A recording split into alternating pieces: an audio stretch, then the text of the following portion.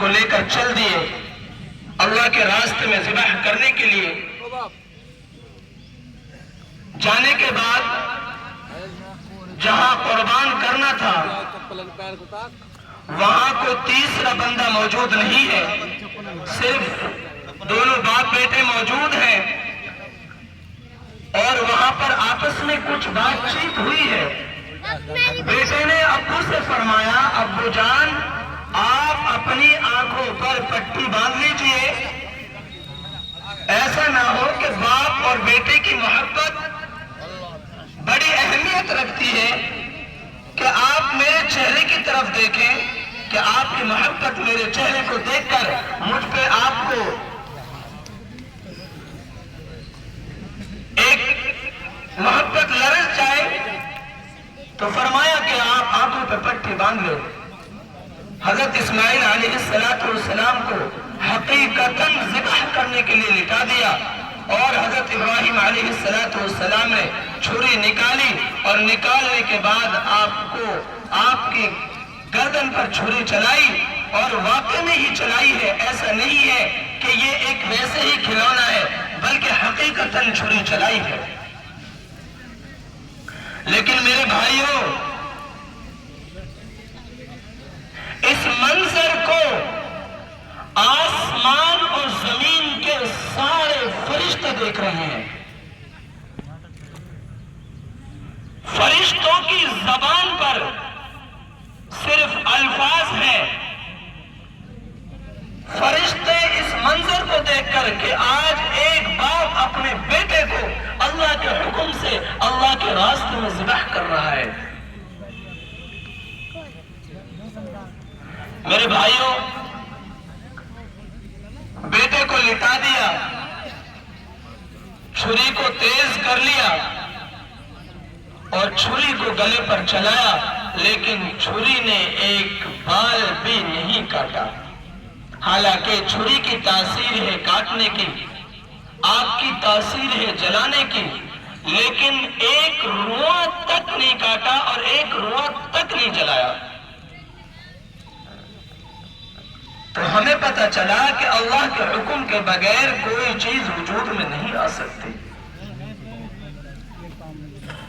لیکن حضرت ابراہیم علیہ السلام بار بار چھری سے کہہ رہے ہیں کہ تو چلتی کیوں نہیں ہے، پھر پہناتے ہیں، پھر چلاتے ہیں، اور چھری نہیں چلتی ہے۔ پھر اللہ نے چھری کو زبان دی کہ اللہ کا حکم ہے، آپ کا بھی فرمان ہے، میں کس کی بات کو مانوں؟ اللہ کا حکم سر سے پہلے ہے۔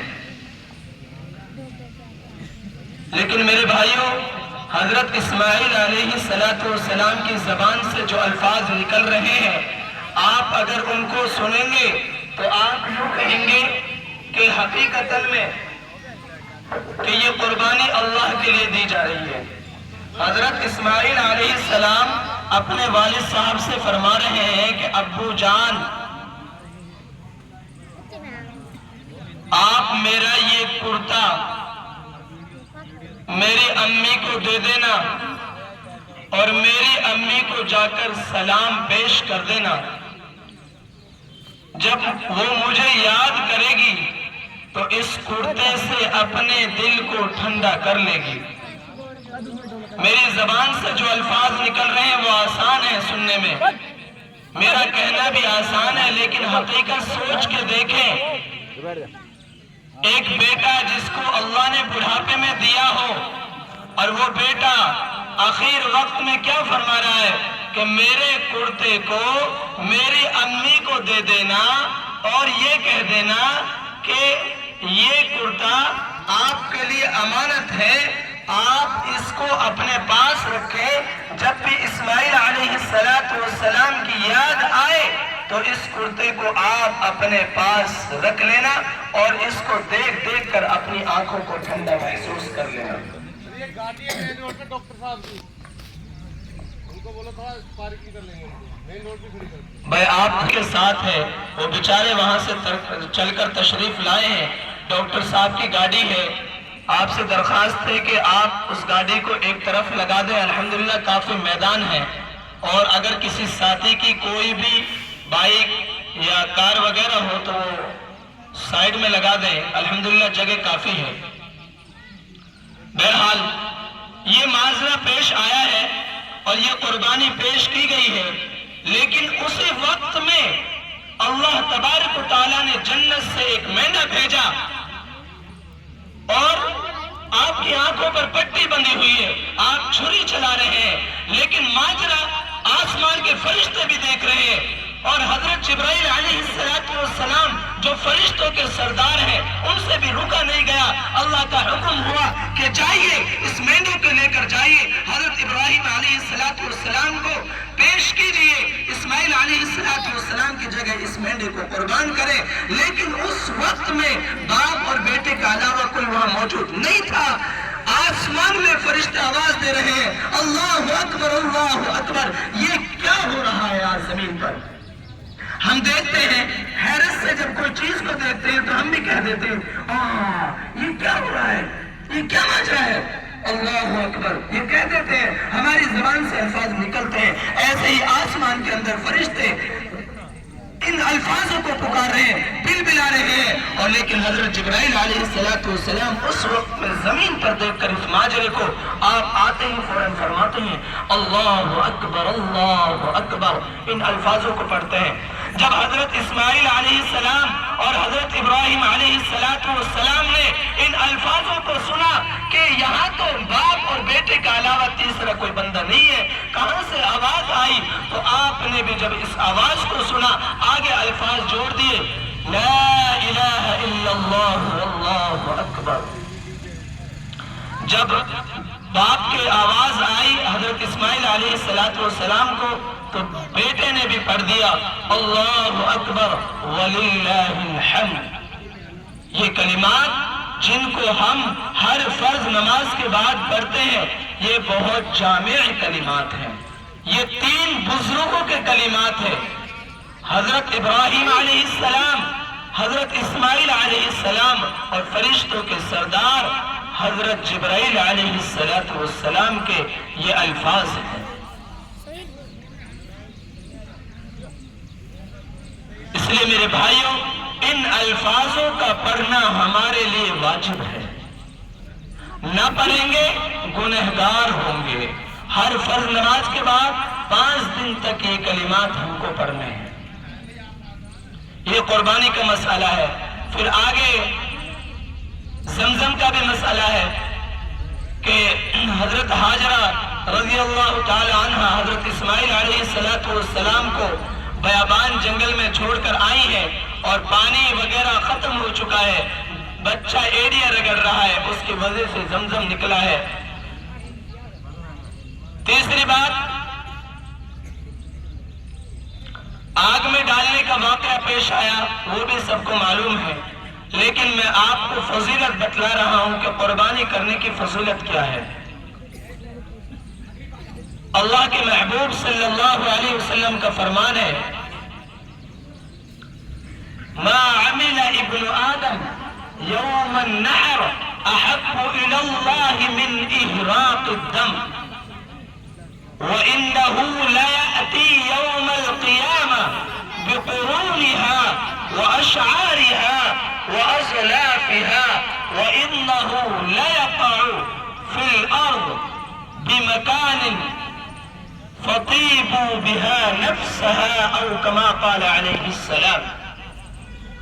اگر کوئی شخص اللہ کو سب سے زیادہ محبوب ان دنوں میں قربانی سے علاوہ کوئی عمل نہیں ہے ان دنوں کے اندر جو دن چل رہے ہیں۔ دوسری بات، اگر کوئی آدمی اللہ کی راہ میں قربانی دے گا تو اس کو کیا اجر ملے گا؟ اللہ تعالیٰ قرآن کریم کے اندر بھی کئی آیات ہیں کہ کیا اجر ملے گا، لیکن احادیث مبارکہ میں اللہ کے رسول کا فرمان ہے کہ کل قیامت کے دن جانور کو اس کے گوشت، اس کے خون، اس کے کھر، اس کی کھال وغیرہ کے ساتھ لایا جائے گا اور اس کو پڑنے میں رکھا جائے گا، سارے جانور کو تولا جائے گا۔ میرے بھائیو آپ دیکھو کہ اللہ تبارک و تعالیٰ کتنا اجر اس کے لیے مرحمت فرمائیں گے۔ دوسری بات، ایک احادیث مبارکہ کے اندر ہے کہ اگر آدمی اللہ کے راہ میں تو جتنے جانور کے بدن پر بال ہیں تو اللہ تبارک و تعالی ہر بال کے بدلے اس کو ایک نیکی مرحمت فرمائیں گے. اور اگر کسی جانور کے اوپر روح وغیرہ ہے جیسے بھیڑ ہے مینڈا ہے تو اس کے بارے میں بھی فرمایا فَالصَّوْفُ حَسَنًا، اس کے ہر روح کے بدلے اللہ تبارک و تعالی ایک نیکی مرحمت فرمائیں گے. قرآن کریم کے اندر اللہ تبارک و تعالی نے ارشاد فرمایا لَن يَنَالَ اللَّهَ لُحُومُهَا وَلَا دِمَاؤُهَا وَلَكِنْ يَنَالُهُ التَّقْوَى مِنْكُمْ. اللہ تعالیٰ فرما رہے ہیں کہ آپ کی قربانی کا مجھے کچھ نہیں چاہیے، مجھے آپ کی قربانی کا، میرے پاس آپ کی قربانی کا کچھ نہیں پہنچتا. کبھی آپ یہ سوچو کہ اللہ کے لیے گوشت ہے، اللہ کے لیے خون ہے، میرے پاس کچھ نہیں پہنچتا. قرآن کریم صاف فرما رہا ہے لَن يَنَالَ اللَّهَ لُحُومُهَا، میرے پاس آپ کی قربانی کا گوشت نہیں پہنچتا، میرے پاس آپ کی قربانی کا خون نہیں پہنچتا. میرے پاس صرف اور صرف ایک چیز پہنچتی ہے، وہ ہے کیا؟ وَلَكِنْ يَنَالُهُ التَّقْوَى، کہ آپ نے جو قربانی کی ہے کس کے لیے کی ہے، آپ کی نیت کیا ہے قربانی کرنے میں. تو اس لیے میرے بھائیوں سب سے پہلے ہم کو اپنی نیت درست کر لینی چاہیے. جتنے بھی ساتھی شامل ہیں ان کی کسی بھی ساتھی کی نیت یہ نہ ہو کم سے کم گوشت تو کھانے کے لیے مل جائے گا، ایسا نہیں ہونا چاہیے. اللہ کے پاس آپ کا گوشت نہیں پہنچتا، صرف تقوی پہنچتا ہے. کیا نیت ہے آپ کی، اللہ تبارک و تعالیٰ اس چیز کو دیکھتے ہیں. تو اس لیے سب سے پہلے ہماری نیتیں درست ہوں. دوسری بات قربانی کے گوشت کا مسئلہ ہے. اس وقت میں ایسے بیچارے غریب شخص ہوتے ہیں جن کے پوری سال گوشت دیکھنے کے لیے نہیں ملتا. ایسے بہت سارے گھرانے ہوتے ہیں. تو اس لیے اپنے گوشت کو 3 جگہ پر تقسیم کریں. سب سے پہلے اپنے پاس رکھیں ایک حصے کو، دوسرے اپنے رشتہ داروں کے لیے، تیسرے غریبوں کے لیے اس کو تقسیم کریں. لیکن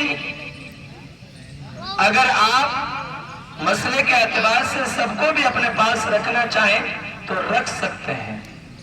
تیسری بات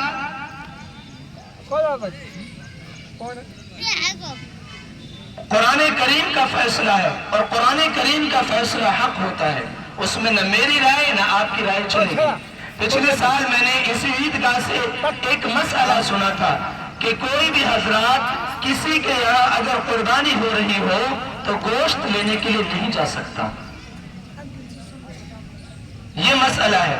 لیکن قرآن کریم کیا فرما رہا ہے؟ وَالْبُطْنَ جَعَلْنَاهَا لَكُم مِّن شَعَائِرِ اللَّهِ. اس آخر میں آیت ہے قانعہ والمعتر، یہ 2 لفظ ہیں.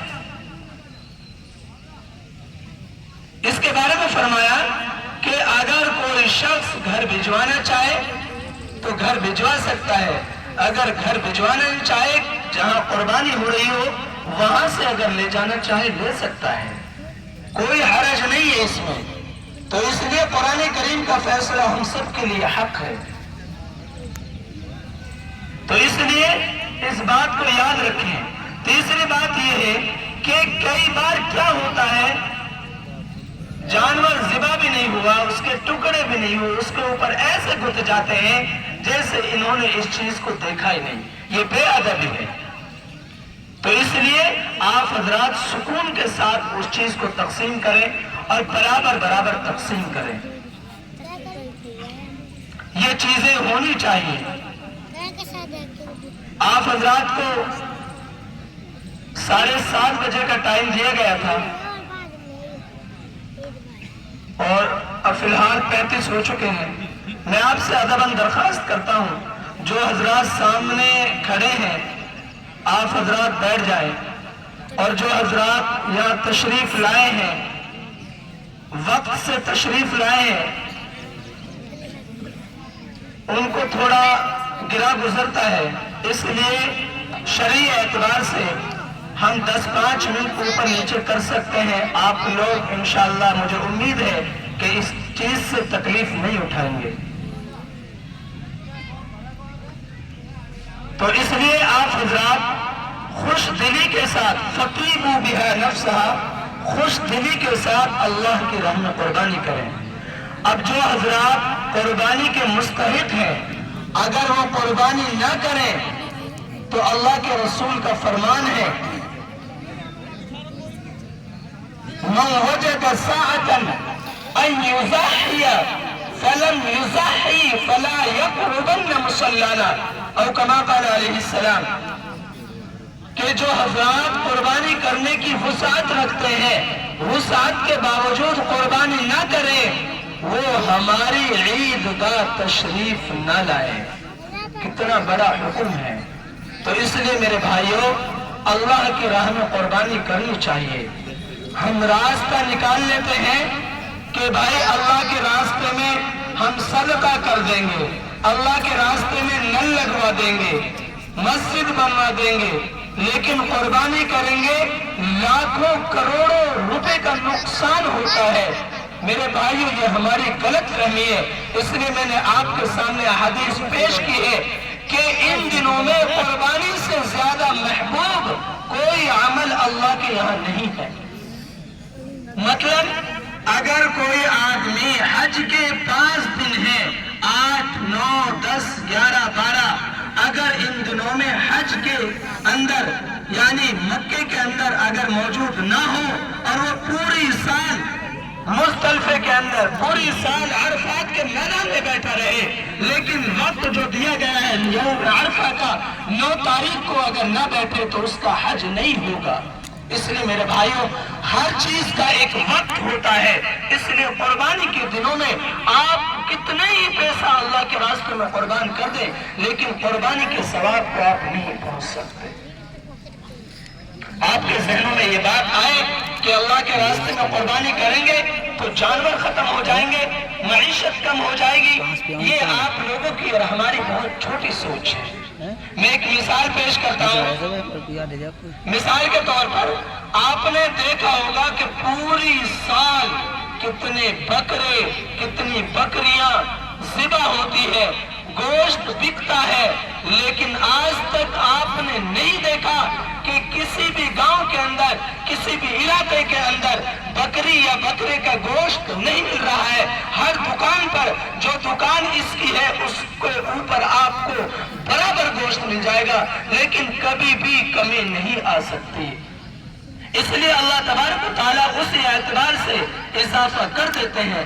آپ دوسرے جانور کو دیکھ لیں، مثال کے طور پر گاؤں کے اندر گلیوں میں گھومنے والے کتے ہیں، ان کی پیداوار جب آپ دیکھتے ہیں 5 7 7 پلے دیتے ہیں وہ، اور بکری کتنے بچہ دیتی ہے؟ مشکل سے 1 2 مشکل سے 3 دے دیتی ہے۔